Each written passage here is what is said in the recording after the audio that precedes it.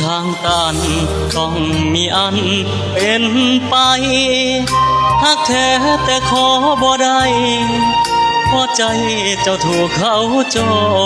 งอายหูทีหลัง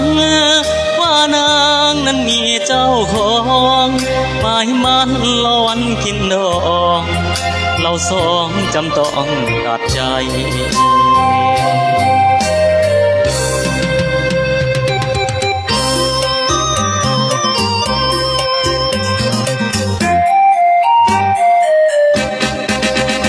วาสนาของพี่ทำมาไม่พอศาสตร์นี้น้อได้ขอแต่บ่ได้แต่งแค่มารู้จักเทรักทุ่งไปสุดแรงความจริงเปิดเผยทิ้งแทงแก้มแดงน้องมีคู่มันจบความฝันลงที่ทางตันเรียบร้อยเหมือนเดินสุดซอยแล้วเจอกำแพงกันบ่มีทางออกนอกจากบอกคำลาต่อกันส่วนอายก็กลับหลังหันเมื่อวันแผ่นน้องเปิดเผย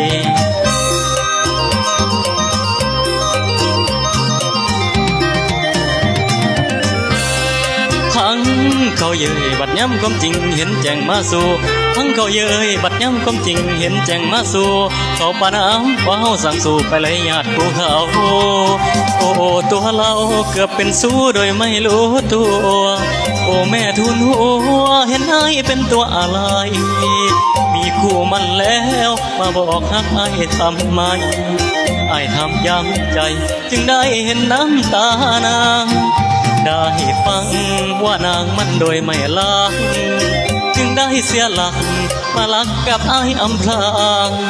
ได้ฟังเรื่องเล่าถึงพอจะเข้าใจนางแต่ก็ไม่อาจขัดขวางทุกอย่างมันสายเกินไปตัดทั้งไอ้ไปแต่งกับเขาซะเด้อเจ้าแผ่นเพิ่นตัดทั้งไอ้ไปแต่งกับเขาซะเด้อเจ้าแผ่นเพิ่นสุดทางเดินถ้าเขาต้องแก้หาทางแก้บ่มีศาสตร์นี้เต็มที่เป็นแค่คนหักแค่คนรู้จักหลักจางเมื่อถึงทางตันยังเป็นเจ้าสาวที่ดีเถิดนะนงคานอย่ามีน้ำตาน้องหน้ายามเข้าพาควันรักที่เคยมีต่อกันผสานเป็นคำอวยพรพอถอนความหวังเคยเว้าพอถอนความหวังเคยเว้าถึงความเหงาสิยังข้างใจวัน